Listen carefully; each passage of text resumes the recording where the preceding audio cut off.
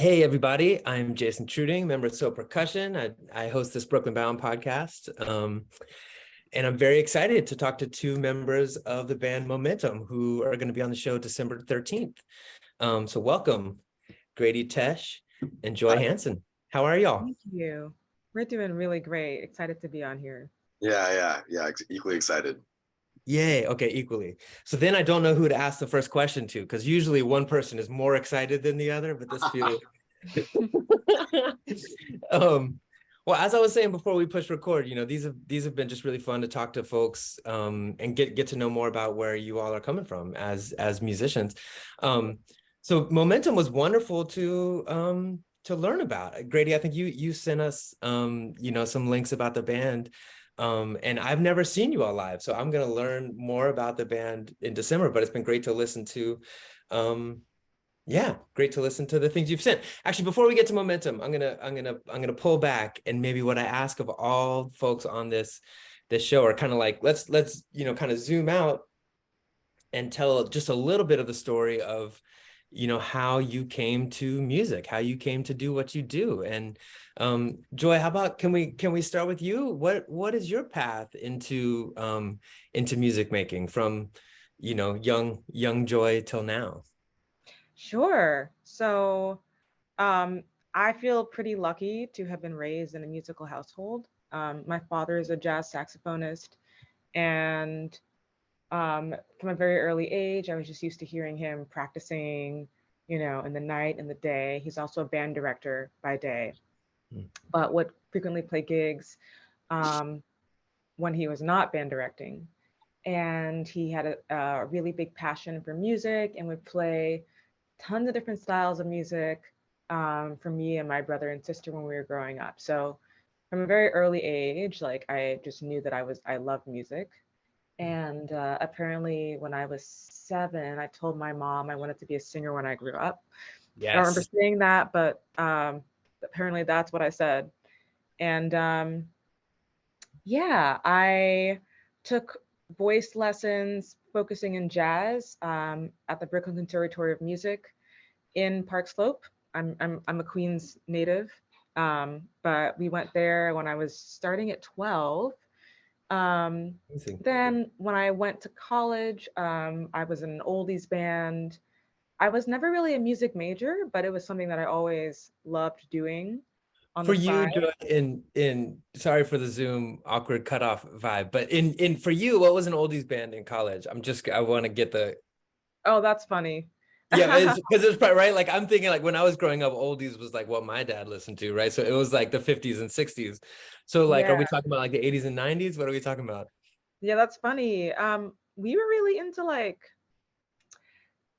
I would say 70s and some 60s, mostly 70s oldie Cool. band stuff. Like we did MJ covers. We did stuff like, I mean, I guess there was some 90s too. We did Smooth, we did, Killing Me Softly, but stuff that wasn't contemporary. Not the Lauryn Hill version, but the Roberta Flack version. Well, actually, we did the Lauryn Hill version. Okay, cool. But I love the Roberta Flack version. Um, Awesome. Okay, great. yeah. And then when I went to grad school at NYU, I kind of just continued, even though I was a journalism major, I continued to play in bands and kind of discovered songwriting during that time. And I guess ever since then, I've been leaning more into focusing on music and making music. Very So cool. that's kind of the long and short of it. No, that was a great, yeah. That was wonderfully concise, but a lot of cool information in there. Actually, it's so cool. You went to Brooklyn Conservatory of Music growing up. Like, so Brooklyn Bound so just made a partnership with the Brooklyn Conservatory. We're gonna start doing some shows over there as well. Oh, The first one coming in the spring. Yeah, we've done some shows over there before, but and worked with some folks, from Brooklyn Conservatory, but it seems like such a cool school, such a cool scene. yeah, really, really fun environment. At the time, my dad's friend, Taliba Donna Cumberbatch, she was the voice workshop leader She actually passed away last year, sadly, but Oh, she was my first vocal mentor, and I learned a lot from her. oh, amazing. Yeah. And are you still in the city? Are you still in Queens or in I uh am living in Park Slope. I'm actually like a nice. 15-minute walk from the Brooklyn Conservatory of Music. Amazing. Amazing.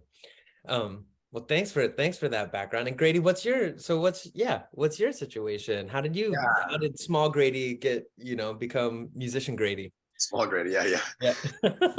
Young Grady to younger Grady, Yeah, uh, exactly. Yeah, yeah. or rather more immature Grady. Um, yeah, I yeah, I mean, I think not unlike Joy, like my household was very like I heard a lot of Johnny Cash and Willie Nelson, and I actually don't really much remember other music happening in my house. But yeah, Only Johnny Cash and Willie a Nelson. lot of Johnny Cash, a lot of Willie Nelson, who I Yeah. both love. But you know, yeah, I think, but I was exposed. I definitely was like encouraged to do music and learn. And I remember even as a kid, I played glockenspiel. As a kid, I remember being in a glockenspiel class, and Nice, yeah. that's my first musical memory is like playing glockenspiel in this class. But you know, little did I know that was gonna be my career for the rest of my Yeah. life. But You pushed through it. That sounds like a rough class, actually. Just oh yeah, Glockenspiel. it was really rough. No, definitely, definitely. And then I had 2 years as a recorder. I mean, I'm a survivor. That's what I Yeah. am. But yeah, you know, the thing was actually and then elementary school I was doing classical percussion, and I was like enjoying it, and then I think that the moment for me though was that my brother, my parents kind of just asked us, "Do you guys want to learn an instrument?" And my brother had seen a saxophone. He didn't know what it sounded like, but he just saw one, and he liked what it looked like. So he asked to learn how to play saxophone, and so he got a saxophone teacher, and he started learning saxophone, and then his saxophone teacher was kind of like you know, he was kind of like one of the main people who kind of ran the jazz community in where I grew up in Utah. And so he sent my brother home some CDs, and he sent him this one CD that's called "Mercy, Mercy, Mercy," Cannonball Adderley, and which is a great album. And I must have been in fifth grade, and you know, my brother brought home that album, started playing it, and I remember hearing that album and just being like, "What is going on?" I need to know what's going on. I love this so much. Like I gotta figure out how to do this. Like, you know, I think this is the thing. Like this is just so exciting. And I love that. There's actually a little story about that album because it's kind of like live at the club. And then I later found out that actually that album wasn't recorded at a club. It was actually recorded at a studio, and they just had an open bar, and they just like invited all these people to come to this like place, and they just live recorded That's through like an open bar. awesome. So the audience is very inebriated. Yeah. But like they're not like inebriated in the way they're just talking to each other and there's like background music. They're like inebriated in the way that like they're just so into the music, and so there's Yeah. you know, people are screaming and they go, "Oh, hey man," and you know, and Yeah. all these, and it's, you know, so you can just like feel like, wow, I just feel like the music is, you know, you feel the connection of how the music's reaching people. And then I played drum set for a couple of years, and I think I was just too gangly or something. It wasn't for me, and but I was doing classical percussion. So, and then I think I heard like a Cal Jader record actually, and I heard the vibes being played in jazz, Hmm. and then so, you know, it kind of inspired me to get into it. And yeah, and then so I remember convincing my parents to play the vibes was really hard because like getting a vibraphone is an Getting about, investment, yeah, you that's know. not easy. Yeah, Yeah, yeah. I think like every percussionist has like some story of how they somehow got an instrument. But mine was that like in middle school, like there wasn't a vibraphone at the middle school, so what I would do, I knew there was a vibes at the high school, so I'd have my parents before school drop me off at the high school, and Oh, and then I'll go into the band room before middle school started, and then I would practice, and and then I would and then before his middle school started, I would scooter over from the high school to the middle school. And it's committed. That's amazing. Yeah, yeah. yeah, I think I did Yeah. that for maybe like 6 months, and then Yeah. they're And like, this is okay, you said this is in Utah. You were growing up in, in Utah, yeah, in Utah. yeah. Where in Utah? Oh, Park City, Utah. Killer. Okay. I was wondering, man, it's funny. So just did a gig out there finally. Oh I no love way. Park City. I'm old. I learned to ski in my 30s. Oh, But I've been skiing maybe for 15 years now and love it. And Yeah, we've tricked ourselves into this wonderful situation where we ski every January in Park City, and it's just mind blowing. Oh, It's amazing, that's beautiful awesome. place, and but we finally did a show out there last April, which was pretty cool. So I can picture. Well, actually the high school has this amazing auditorium. That's where we did the show, I think. You guys must have done it at the Echo Center, right? Yeah, Yeah. absolutely. Yeah, Oh, yeah, that's amazing. No, yeah, I played at the Echo Center a bunch of times growing up in high yeah. school and stuff. And Very cool. it's Very, it very is cool. yeah, it's really beautiful auditorium, right? Yeah. Oh, that's so awesome, man. Yeah, actually, Joy and I we went on a little band adventure and we went skiing last season. Oh, we could just talk about that the rest of it. Where did you go? Yeah, totally unrelated, but Joy, did you grow up skiing, or maybe less so Absolutely in New York? not. Yeah. Absolutely not. Yeah. This wasn't like the Queen's pastime. Yeah. Um, but yeah, when we went skiing last December, I hadn't gone skiing before that in like 7 years. Oh, And the last time I went skiing before that, I came down the slope on a stretcher oh because no, I guess I like fumbled and just like collapsed into a tree, and no. I was okay. I was like, they were worried I had a concussion at first. I was okay. My head did hurt for a little bit. Hmm. But yeah, that was the last time I'd gone skiing beforehand. And I will say that Brady was very much a fan of the immersion method. I was telling him, listen, I haven't gone skiing in 7 years. Like, we might need to go hit the bunny slopes for a second so I can just like reacclimate, like, and like I was courageous, I will say, to have had that be your last experience. Yeah. I was definitely ready to go again and like not let skiing defeat me. But I was like, maybe we should just acclimate and just hit the bunny slope. And That makes Grady was sense like, to me. "Oh, dude, you'll be fine, man. It'll be fine. It'll be fine. Let's just go to the slope." Was it fine, Grady? It was a harrowing experience. Oh my goodness, I'm so excited. I have to. Where were you? I don't know where we were. we went Yeah. to oh man, we were in East Coast. It must have been oh no, sorry. Actually, that trip actually was that was in Brighton Resort Nice. in Utah.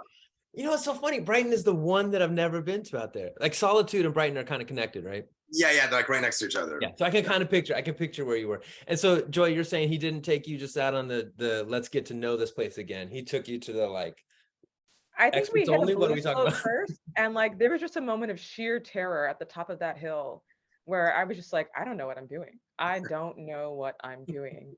And then like Grady realized the grim reality of the situation. And they were just because like I didn't even know how to like fall properly, Yeah, Like yeah, I yeah. didn't like my legs could have splayed all out. I think there was one moment where like he was trying to right me up and like we were right next to like the side of the cliff. And if we'd gone down, like I would not have gotten back up. Like there was just, I didn't know how to get back up.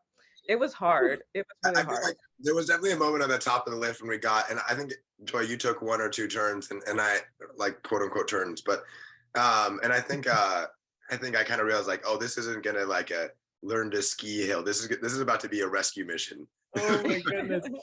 But you've still decided to make music together still. That says a lot about, I think. Yeah, I didn't like ambush him in the in Oh. the in the woods of the ski slope. That says a lot about Joy. That's what. I think that's what I'm realizing. It may say more about Joy than it does about you, Grady. Although I will say I feel like in Joy's defense, I feel like there's actually a lot of musical situations. Not that I'm more adventurous musically, but I feel like sometimes I'll be in the pen. I'll be like, guys, we need to do this section in 5/4, and the groove needs to be like, and the bass line needs to be in 3. And yeah, I feel like I don't know. I feel like I can instigate those situations sometimes. And Joy, You're there for each other. Is what you're saying. You're there for each other. Yeah. Joy's, Well, I cut you off in your story. So how did you get from Utah to from Park City to New York? What was your trajectory there?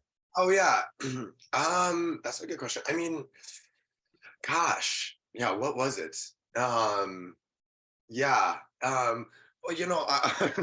well, I mean, growing up in Park City, I was kind of like thought like maybe I was going to do environmental science, and then I looked into it and I realized that I just liked hiking and I liked being in the mountains. I actually didn't like science, so and I just I loved playing music, and like that's really what I spent all my time doing anyways. And And yeah, I think, I looked at other places. Actually, it was funny. Like my final decision, when I was finally going to make a decision on going to college, I was either going to go to NYU or this other place called Snow College, which is in this little town called Ephraim, Utah, which Ephraim probably has like at maximum it has 1,000 people in that town. Like it's not even barely a town. And I thought like either I'd go to NYU and explore and study in in the city and do that, or I'd be in Ephraim, Utah, and I just thought if I was in Ephraim, my imagination was like there's no distraction, so I could just practice Right, 12 right. hours a day because there is literally actually nothing to do there. Yeah, yeah. And but yeah, I think the thing that really was the shift for me, and I could talk about this more because I actually could talk about, and Joy can vouch for this, I can talk about this for hours, is Stefan Harris, who was teaching at NYU, and he was my hero in high school. I mean, he was the I best. didn't realize he taught at NYU, I think. Yeah, he did. He taught for many years. I mean, actually, I really lucked out because he was teaching at NYU when I attended, and I got to study with him for the full 4 years of my undergrad, and then as soon as I left, actually, he went to MSM. That's what I picture. Yeah, okay. Right, yeah, he now he's teaching at Rutgers, and Cool. yeah, so so I got to study with him for 4 years, and but that was the real, I think for me it was like this is my hero, and I'm going to study with him. Man, that's amazing. He's one of those musicians way back. I mean, like maybe 10 years ago or something or more. So did a project with do you know that is a percussion ensemble, Maboom? Do you know it like, so it was Max Roach back in the day had a percussion ensemble. Oh, like, so more like jazz players, but also classical players. It was kind of like a mix of folks. Eli Fountain. That's right. And Stefan was in that group. Was that? Stefan was in that group, right? Totally. And so he, at that time, yeah, Stefan was in that group, and we did some co-commissioning, made some pieces together. Anthony Davis wrote a piece, and but like a bunch of cool stuff. But just seeing, like, I don't understand how he can hold mallets that are that big and that kind of soft, like, but then make the sound he makes. It's kind of like amazing. It doesn't, nobody else can do that kind of, like, you know what I mean? It's kind of like, how are you doing this? It's very impressive, very mind-boggling. No, Stefan's sound. I mean, Stefan's sound is everything. Yeah. I don't quite understand. That's what I love about it. So then Joy and Grady, you all met at NYU. Is that the connection? We met at this jazz club called Ruby about 5 years ago. So the band owner there, or the owner of the club, heard me sing. I sat in there, another friend was playing, and he told me, hey, I know this person named Grady. I would love to put you guys on a night together. And that's how that started. It was not actually NYU, even though we'd both gone to NYU. Oh. But we just started playing this weekly show on Thursday nights, and we'd pick our brains for any of the covers that the jazz standards we had in common, which back then it was not that many. How many times did we do Someday My Prince Will Come? A lot.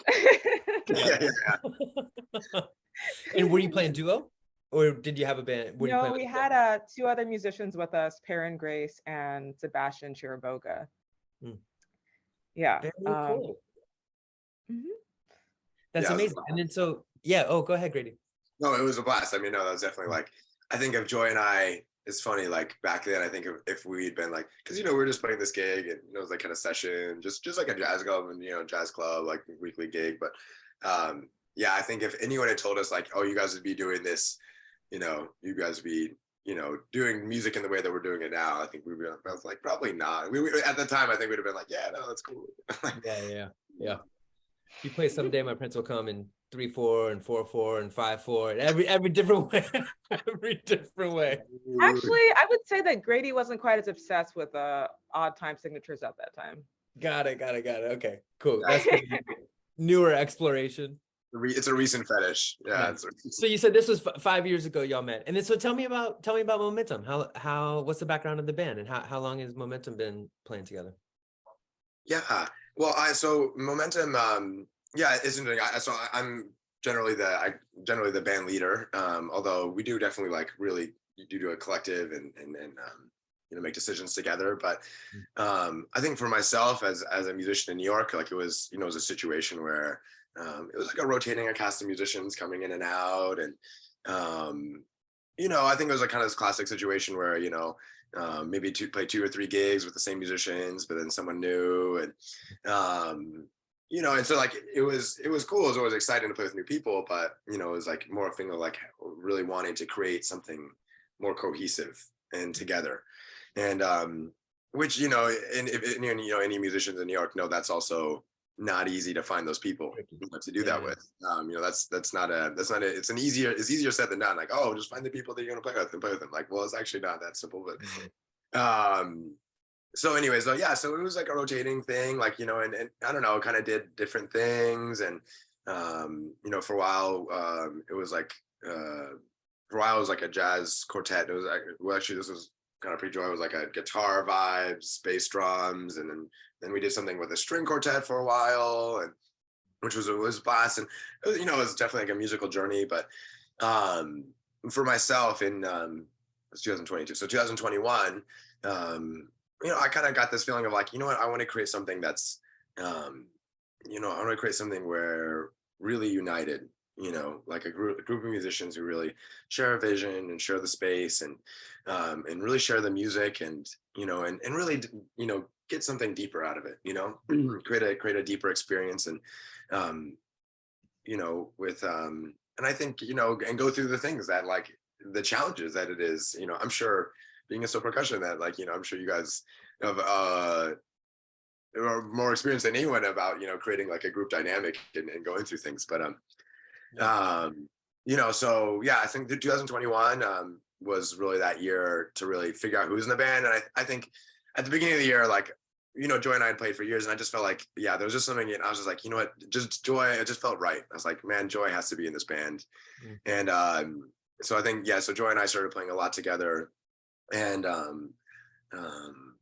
and then and then there was some other musicians, the bass player, drummer, kind of switched in and out. And but then it was towards the end of 2021 that we like really found, like, okay, this is it. Just when things click. And it just clicked. Like, I was just like, wow, this is the group. And and it just kind of felt like I don't know, I like to think of it like a basketball team. It just felt like there was the center forward and the actually, I don't know the basketball positions, but I was gonna say, you just put two together, but that's cool. Yeah.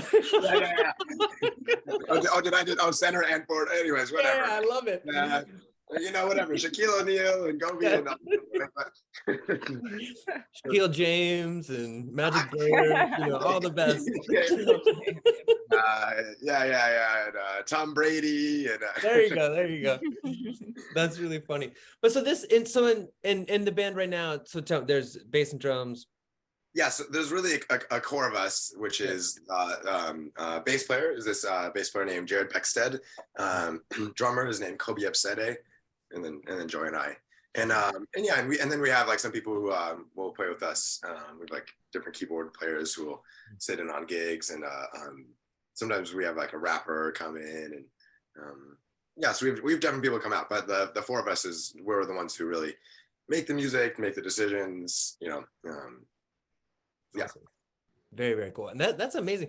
I mean, actually, I'd love to get into what you're playing on Brooklyn Bound, but one question towards the end a little bit has been like, well, it's interesting you all kind of came together during the pandemic. That'll be cool to talk about, because that's kind of special and weird in some ways, it's awesome. Well, so tell me, or if you don't know, that's cool too, but what can we expect in hearing the set, seeing the set, December 13th? Do you all know kind of sort of what you may be doing? New stuff, old stuff? What's the vibe? Yeah. Do you know? Or has Grady not let you in on the set list yet? What do you think it should be? Wait, who's talking? Anybody can talk. I just realized Grady had been, he had the microphone last. So Joy, do you have any idea? Like, if you maybe just paint a picture on what we may see on December 13th. Okay, well, I think it's going to be a fun mix of the originals that we've developed together. At that point, Grady, will our single be out yet? Yes, it will be, actually. Our second single. Oh, cool. Yeah, yeah, you know. So Amazing. we released a single so far. You've probably heard it. It's called Asina. Um, then we have another one called Scream, which I think might be coming out that week, Grady. Is that Yeah, it's gonna correct? come out on December 6th. So we Perfect. Yeah, yeah. So that'll be great. Looking forward to that. We have about maybe, you think it's like 10 originals at this point? it's a good amount. I mean, for like all of the originals are of this year. They're all Mm. circa 2022. So yeah, I mean, I think at least 10. Yeah. Around there, Mm. around there. Um, and I think it's fun the way that we've developed each piece. It's a very collaborative process, like during rehearsal.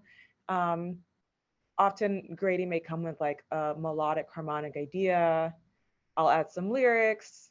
Jared and Kobe kind of lend um, their artistic flair in kind of limbing out, well, how should we take this? Like, what direction should we go? Should we switch up the rhythms here? Or like, should we add these hits, you know, et cetera, et cetera. But the arrangements are a very collaborative process. Um, and I like to think that the songs span a pretty wide range stylistically and just kind of where they take you emotionally, you know, like some songs are more mellow, some are just bursting with energy. Thinking of Fun Size. But then beyond that, we've worked a couple of reworkings of standards into our repertoire, but standards done in a pretty unexpected way. Mm. So I won't say too much and you'll be surprised, Jason, but we've got some Aretha Franklin in there. We've got some John Coltrane in there. Um, Grady, what else? Yeah. Oh man. Yeah. Who did Save Your Love for Me? That's we got. Nancy Wilson, Yeah, Nancy Cannonball Wilson. Adderley. Yeah, yeah. When Yeah. you say, or maybe this is a question for either of you, Joy, when you were saying it kind of packs, you feel like not only kind of like mood wise, but also stylistically, you're going many different directions. I know it's like the word, like I hate when it's hard when I get asked this question, you know, but like just stylistically for someone who doesn't know the band, where are some different places that you're going stylistically? Like, yeah, what are some of those things that you're stitching together? Um, that is a great question. I really hate answering this question. I'm Yeah, going to I pass it know. on to Grady. Grady, your turn. Yeah. Stitching together Joy, Kobe, and Yeah, perfect, perfect, perfect. stylings. No, I mean, yeah, I think we're all like very eclectic listeners, you know, and yeah, we draw from a lot of different things. I mean, you know, I think a lot of different inspirations. Yeah, I mean, just to give you like, I don't know, just like some ideas, like Joy mentioned the song Fun Size. I was just playing on the marimba one day, and I got to study with this great you actually might know her, this great percussionist, Valerie Naranjo. Yeah, sure. At NYU. Yeah, yeah. You know She's Valerie, amazing. yeah. Yeah, so yeah, I got to study with her for a little bit, studying the Geo. Yeah. And you know, and so I was just looking over some of the stuff she was doing, and I was playing some stuff on marimba, and just like that really, you know, beautiful dance, those melodies, and then so this is just random, just to describe. But then and then I went to a show of Bad Plus, and then I heard this bass line, and I was like, oh man, what if like, and then I thought of like this bass line in like kind of the style of like a Geely like balafone groove, and so I started playing something, and then like this like 11/4 groove came out of it, Mm. and then you know, and then I brought in this groove, and then Joy like, you know, had this like beautiful lyrics over it, and then Kobe was like started playing this kind of like backbeat, like you know, it's like, and then he started, you know, he started playing like a Mm. backbeat over it, Yeah. and I don't know, just like all kind of came together, you know, and because like, you know, and like yeah, I feel like Kobe, like he has like some great backbeat stuff he plays, and Mm. so I feel like it's interesting, like, you know, like that's like just like one example of one song, how like that Yeah. these different ideas came together, No, perfect. Yeah, that's a perfect. I mean, even some. I've been out of the jazz scene for a while. I was in my undergrad, actually. I did a double major. I was like a jazz and classical major, and that lasted very short and went Oh. whatever. You don't want to hear me swing anymore. But like if I, like someone who doesn't know that when you're talking about Cannonball Adderley or when you mentioned doing a Coltrane thing in addition to Aretha Franklin, like it's like kind of like, yeah, is there going to be a backbeat or are we just swinging or are we talking about like when we talk about standards, are we like, so it feels like it's like, yeah, drawing from all of those things. And then it sounds to me like there's been an infatuation with these mixed meters recently, which feels really, really cool. So you're adding that vibe into the mix. I mean, Infatuation, fetish, what other words are we gonna? Amazing. Licentiousness. Deep love. I Very mean, Joy cool. and I talked about this the other day, but I think we all push each other. I think, that's something really cool because like, I mean, there's so much music that Joy has showed me that I'm just like, wow, I've never heard this. Yeah. That's amazing. That seems that's what makes for successful groups. I think when it keeps it interesting, right? I think at least I don't know. Speaking from my standpoint, that's why I think everybody's interested in and still being in is because we, keep bouncing ideas off of each other. Well, I'm very I love it. There's a new single coming out that we can celebrate that night too. That's amazing. Well, let me ask you, I usually, wrap up these conversations with a couple of the similar questions for folks. So I mentioned, you all in some ways, this band kind of at least solidified during the pandemic. And in a lot of ways, starting to have these conversations during the pandemic, there's maybe not a more intense time to be having these or to just be thinking about what it means to be an artist, what it means to be a musician, during the time of the pandemic, during the crazy political times we're in, social, cultural time. Like there's so many things that are kind of pushing on us societally, but us as musicians, right? So I'm interested in how you two or the band kind of have been thinking about this moment, and has this last 2 years for you all, has it changed the way you think of your role as artists or musicians, or has music been a place that you've gone for kind of stability and comfort, or like what kind of role, in a bigger picture heavy kind of way, how have you been thinking about this moment, or how has that affected you as musicians? I'm going to pass it to Grady first this time. Yeah, thanks. That's a really good question. I feel like, I mean, I think for myself personally, like the pandemic was a moment of reflection, and and I think like that's bled into life itself and into everyday life, and I mean, something I feel like I've been thinking about a lot more, since it, and it's what it's kind of spurred in myself is thinking about what's our role as musicians in society and what are we giving, and what's ultimately like,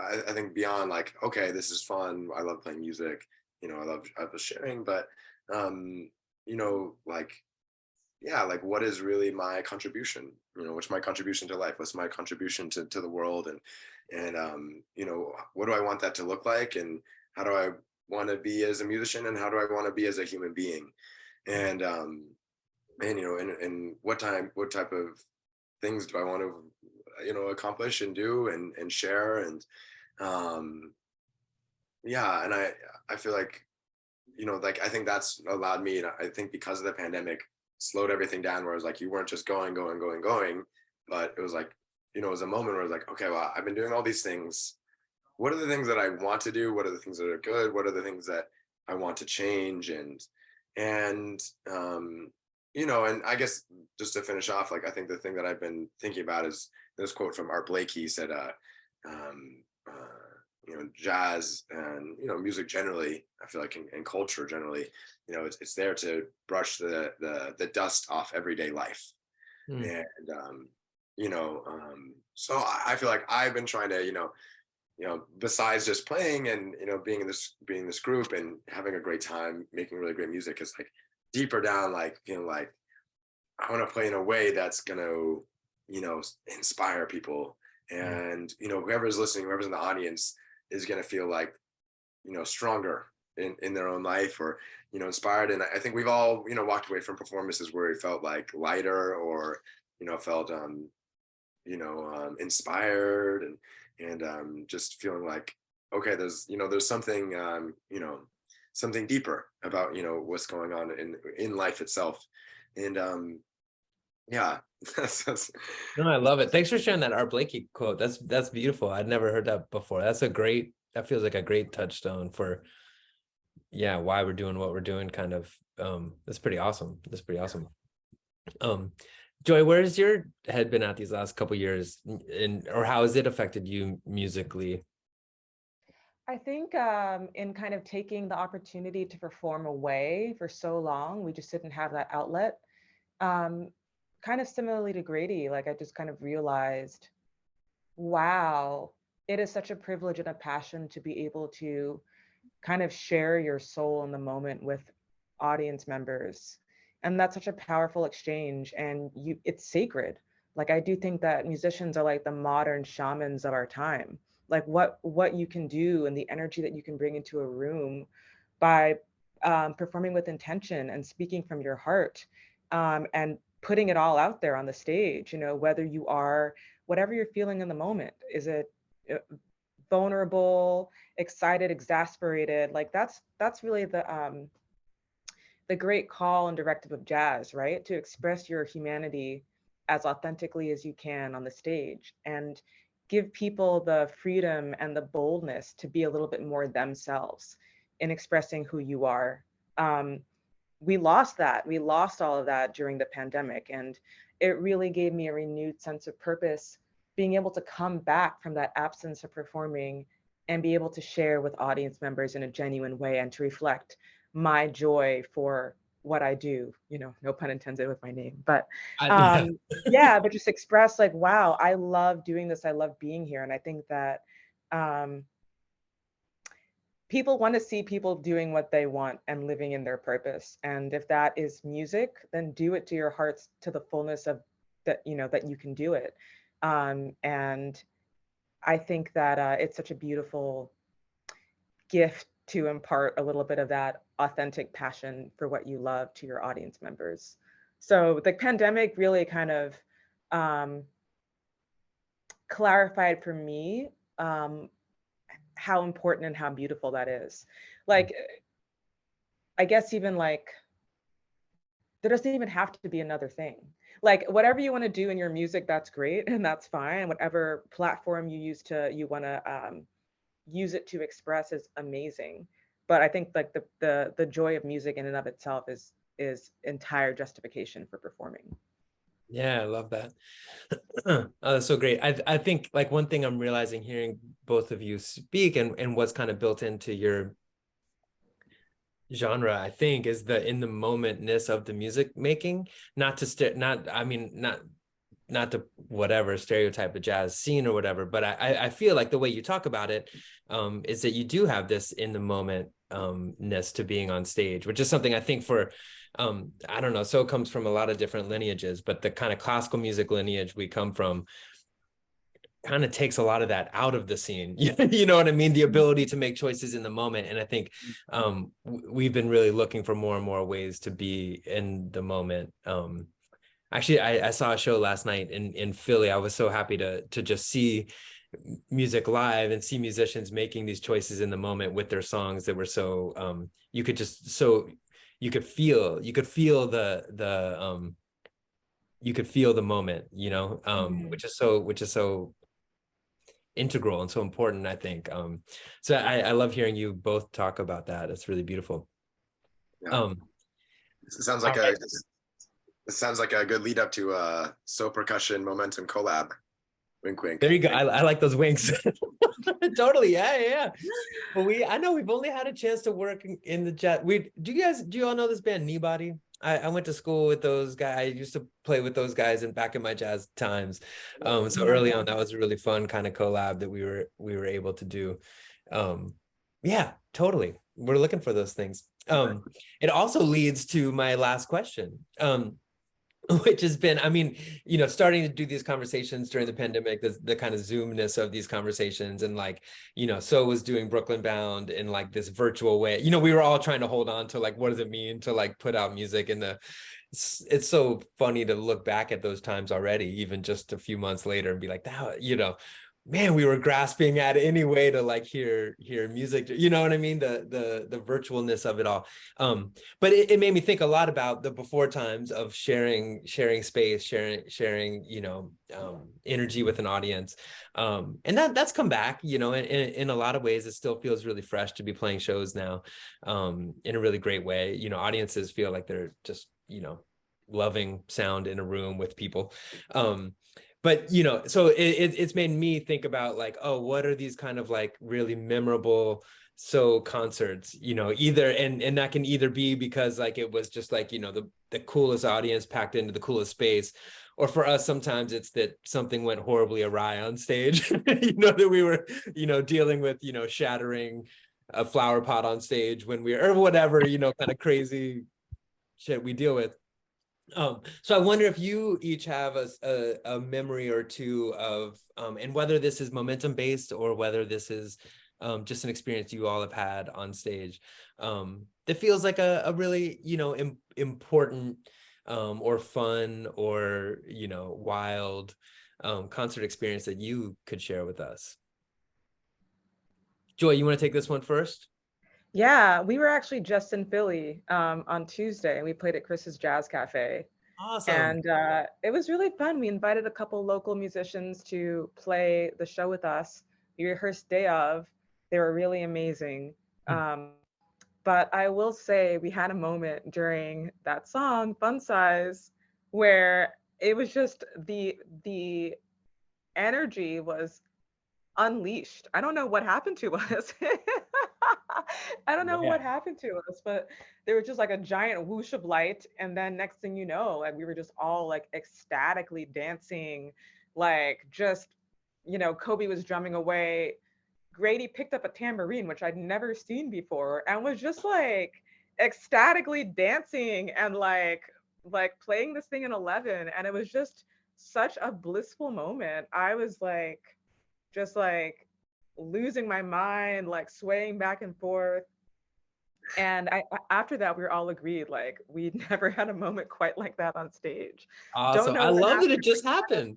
You kind of live for that. You just have no idea. You have no idea when, like, you know, the spirit moves, so to speak. So yeah, Absolutely. that just happened on Tuesday, and that's definitely going to be something that I won't forget. Awesome. I love that. Thanks for sharing that one, Joy. That's great. Yeah. All right, Grady, you want to take us out with the memory? Yeah. Oh man, there's so many. Oh gosh. Oh geez. Gee golly. I mean, oh gosh. I mean, yeah, what Joey was talking about. I mean, there are just so many. Yeah, there's so many beautiful moments. Um, I don't know. Yeah, I think you know, it's so funny. Actually, one of my favorite just points in any set. Like often there's you know, it's sometimes it's fun just to like take a step back and I remember there was this one performance we did at this venue called Wild Birds, um, which is really it actually just closed, which is so sad, but great venue in Brooklyn, and then Jared and Joy they did You Stepped Out of a Dream, and they just did it as a duo, just bass and sing, and it was so beautiful. And there's this bass line that Joy came up with, which is so great. It's like doom doom doo doo doo and then she sings and it's so beautiful. I just remember the room just got so quiet, and it was just like, you know, it was just one of those things where you're just like sitting there and it's, you know, and it could be kind of a loud room sometimes. It was just like dead silence, and it's just, you know, hearing, and yeah, I don't know, those types of moments are just so beautiful to be a part of. And you know, I think like in those moments I just have so much appreciation because I'm just like, wow, I'm just around, I just feel so much appreciation to be around such amazing people creating beautiful things. And like, I don't, you know, just to be appreciated, like I'm not even playing, but I'm just like, this is Yeah. such a beautiful moment. I'm just happy to share the space with them right in that moment, you know. And yeah. You have the best seat in the house in that situation, right? Yeah. Yeah. Yeah. Joy, I do just want to peg that it sounds to me like that bass line could have been in 5. I don't know what the thing Oh is. my God. You know what? I will say that Grady, It was his baseline, by the mission way. has succeeded because I definitely think in 5. And I did not do That's that great. before meeting Grady. That That's is so awesome. funny that you caught that. That's hilarious. That's And I actually, came up with I think I that. only said that baseline like 2 times, man. That's Yeah. I came up with that like just like in the shower. All the best ideas, right? That is so funny. So yes, now I can like think in 5 in my sleep because of Grady. That's great. That's great.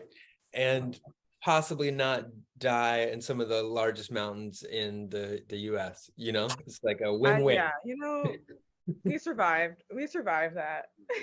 I love it. We're going to talk more skiing when we see each other in December.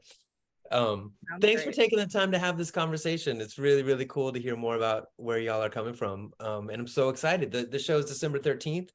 It's at 8 p.m.